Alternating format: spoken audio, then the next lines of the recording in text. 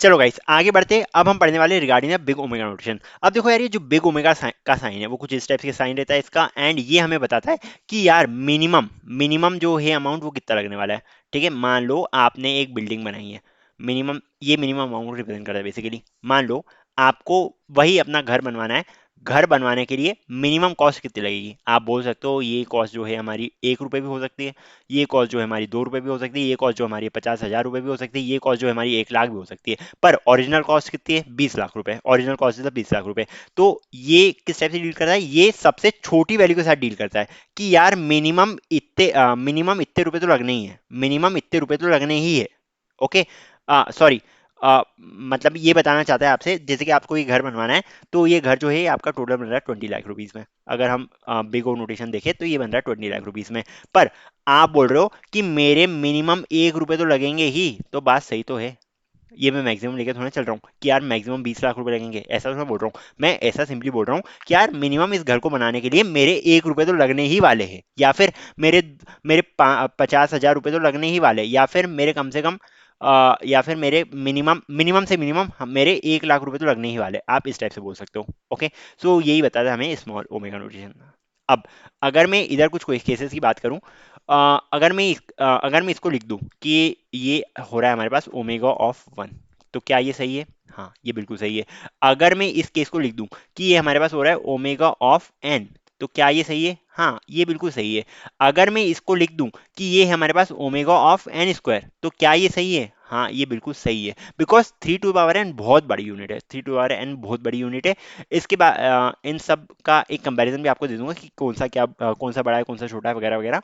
इनके बारे में हम कंपैरिजन भी कर लेंगे, कुछ क्वेश्चंस भी कर लेंगे ताकि आपको अच्छे से समझ में आ जाए। चलो ठीक है। मतलब कि बिग ओमेगा हमें क्या बताता है? बिग ओमेगा हमें ये बताता है कि मिनिमम कितनी वैल्यू, कितनी यूनिट लगेगी, मिनिमम कितना टाइम लगेगा। अगर हम टाइम कॉम्प्लेक्सिटी के टर्म्स में डील कर रहे हैं, तो मिनिमम इतना टाइम तो लगेगा इस पर्टिकुलर टास्क को करने के लिए। भले ही उस टास्क को करने के लिए 10 दिन लगने वाले, बट हम बोल रहे हैं मिनिमम 1 दिन तो लगेगा, मिनिमम 2 दिन तो लगेंगे, मिनिमम 5 दिन तो लगेंगे, मिनिमम 9 दिन तो लगेंगे। इस टाइप से हम बोल सकते हैं। ओके, बात समझ में आई है? अब देखो एक और चीज, कि अगर मैं बोल रहा हूं कि order of n is equals to omega of n, क्या ये चीज पॉसिबल है? क्या ये चीज पॉसिबल है? हाँ जी, ये चीज पॉसिबल है। ये केस कब बनेगा? ये केस कब बनेगा? जब हमने इसको भयंकर तरीके से ऑप्टिमाइज कर दिया, जब हमने इसकी एग्जैक्ट वैल्यू ली है, जब हमने इसका एग्जैक्ट रेट लिया है।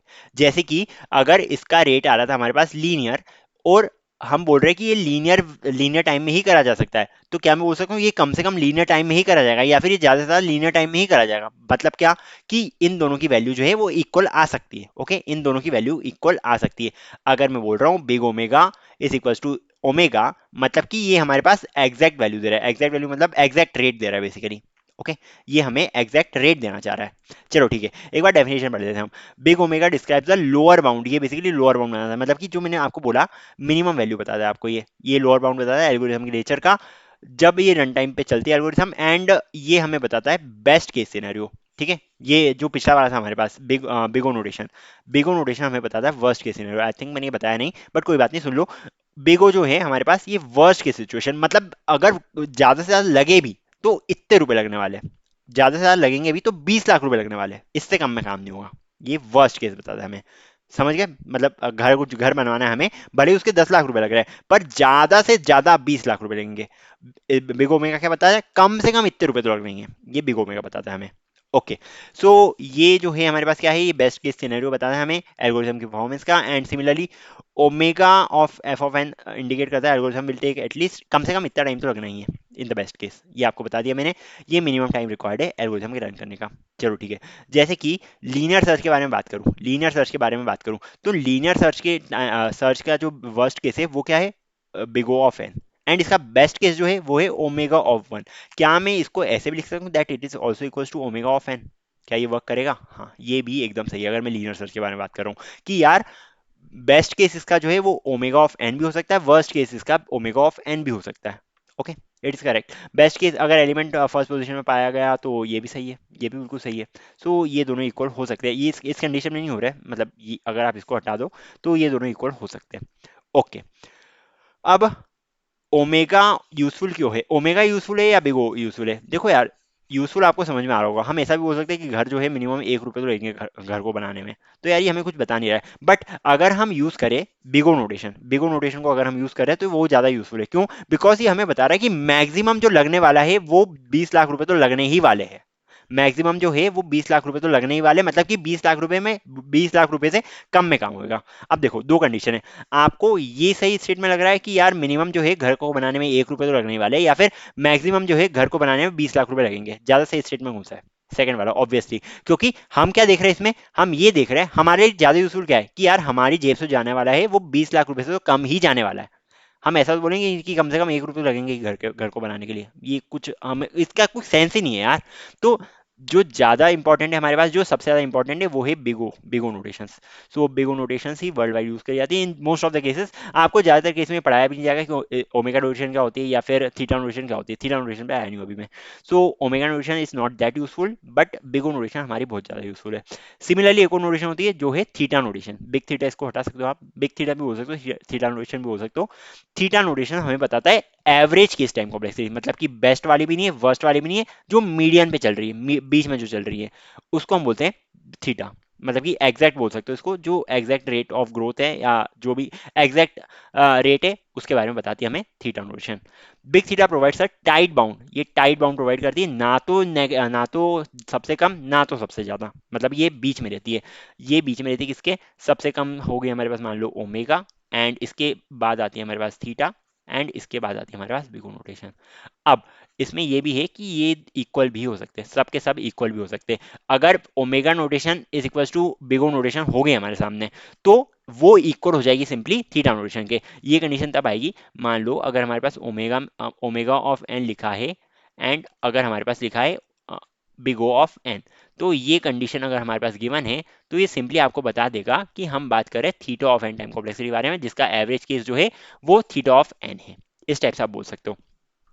तो यार अब कुछ लोग बोलेंगे तो ये तो ज्यादा अच्छी हुई ना, ये तो हमें एग्जैक्ट बता रही है किस रेट से क्या हो रहा है। बट कभी कभार इसको निकालने में टाइम बहुत ज्यादा लग जाता है, या फिर आप ऐसा बोल सकते हो कि अगर हम मैक्सिमम वर्स्ट वाला केस कंसीडर करके चले, ऐसा सुने कि यार बेस्ट भी नहीं हो रहा है वर्स्ट भी नहीं हो रहा है, एवरेज केस लेके चल रहे हैं हम, वर्स्ट केस को हम सबसे बेस्ट मानते हैं बेसिकली।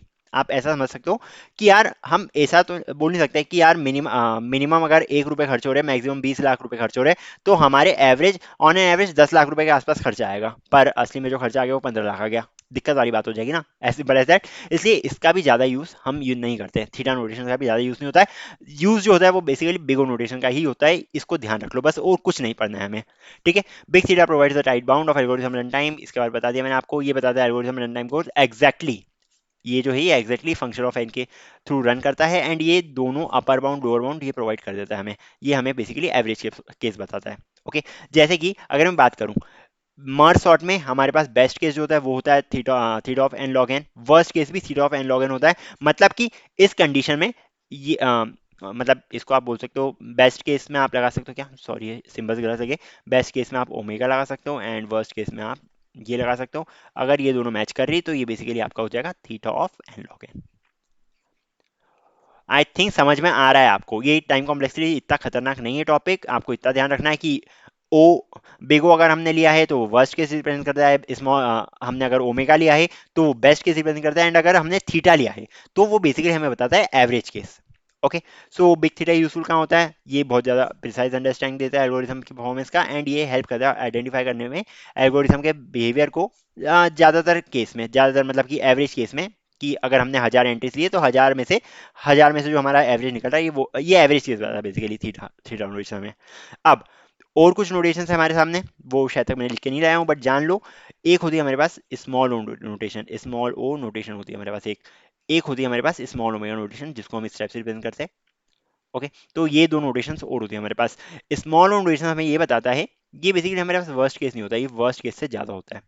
ये जो है ये बेसिकली आपका आने वाला है, मैं अगर ऐसे लिख दूं इसको, आपके पास दो और केसेस होते हैं। वैसे इतना नीड नहीं है इसका, आप अगर लिख लो ऑर्डर ऑफ एन, तो ये हमेशा बड़ा ही रहेगा जो हमारी एवरेज केस आ रहा है उससे, थीटा ऑफ एन से ये हमेशा बड़ा ही रहने वाला है। ओके। हमेशा बड़ा ही रहेगा, मैंने इक्वल टू का साइन नहीं लगाया है। मतलब कि क्या इसमें तो मैं इक्वल टू का साइन लगा रहा था, पर इसमें इक्वल टू का साइन नहीं लगेगा। काम ये उसके ही करता है, किसका?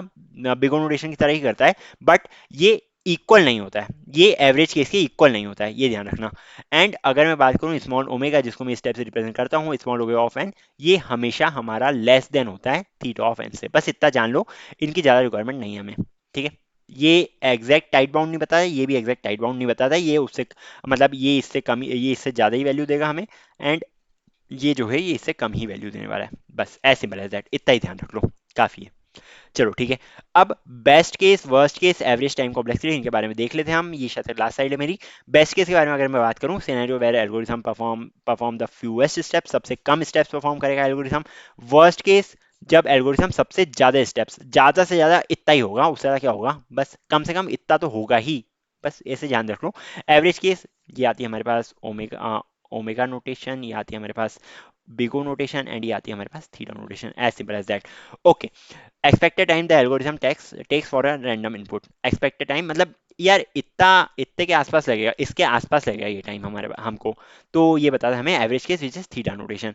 सिमिलरली अगर कुछ एग्जांपल्स के बारे में बात करें, तो best case of linear search होता है हमारे पास order of N, and worst case of bubble sort होता है हमारे पास ऑर्डर ऑफ एन स्क्वायर, अगर पूरा का पूरा एरे रिवर्स हो गया तो। एंड बेस्ट केस का बात है कि अगर हमारे पास एलिमेंट जो है वो फर्स्ट एलिमेंट ही निकला वो, तो हमारे पास ऑर्डर ऑफ वन टाइम निकलेगा, या फिर सेकंड एलिमेंट निकला, ज़्यादा एन तक हमें जाना नहीं पड़ा, सो ये हो जाएगा ऑर्डर ऑफ वन। इस तरह से आप देख सकते हो। आई थिंक मैंने पूरी मेहनत कर दी है, आपको एक एक चीज समझा दी regarding time complexity, space complexity, किस टाइप से होते हैं हमारे पास नोटेशंस। हमने पढ़ा बिगो नोटेशंस के बारे में, हमने पढ़ा स्मॉल नोटेशंस के बारे में, हमने पढ़ा ओमेगा नोटेशंस के बारे में, हमने पढ़ा स्मॉल ओमेगा नोटेशंस के बारे में, एंड हमने पढ़ा थीटा नोटेशंस के बारे में विथ एग्जांपल्स। आपको इतने सारे एग्जांपल्स भी करवाए मैंने। अब ये मत बोलना कि यार नोटेशंस हमें समझ में नहीं आए, इससे इजी टॉपिक कुछ हो नहीं सकता है। बस आपको आपको करना क्या रहता है बेसिकली, आपको स्मॉल ओ को कन्वर्ट करना पड़ता है। जैसे कि अगर कोई प्रॉब्लम है हमारा जो ले रहा है order of n cube time, आपको कोशिश करना है कि इस प्रॉब्लम को आप ऑर्डर ऑफ एन स्क्वायर में कन्वर्ट कर दो। एंड अगर इससे भी कम हो पाए तो आपको कोशिश करना है कि इसको आप ऑर्डर ऑफ एन टाइम में कन्वर्ट कर दो, इस पर्टिकुलर प्रॉब्लम को आप ऑर्डर ऑफ एन टाइम में सॉल्व कर दो, मतलब कि इसको जो टाइम लगना चाहिए वो ऑर्डर ऑफ एन लगना चाहिए, या फिर बिगो ऑफ एन लगना चाहिए, as simple as that. Okay. I think everything is clear regarding ये जो मैंने आपके आपके सामने बात करी है, ठीक है। चलो ठीक है, हमारा टाइम कॉम्प्लेक्सिटी एंड मतलब कॉम्प्लेक्सिटी एनालिसिस का चैप्टर होता है खत्म। एंड बस अब फिर हम वापस से स्टार्ट कर देंगे, जो हमें अगले वीडियोस में हम शायद तक सॉर्टिंग स्टार्ट करेंगे, एंड उसके बाद 2D एरेस एंड बहुत सारी चीज़ें जो बची हमारी वो कंटिन्यू करते रहेंगे। बीच में मैंने ये टॉपिक को इंट्रोड्यूस कर दिया है। सो होप मज़ा आया होगा थोड़ा। अगर अच्छे लग रहे वीडियोस तो प्लीज़ यार लाइक वगैरह कर दिया करो। चलो बाय बाय, थैंक यू।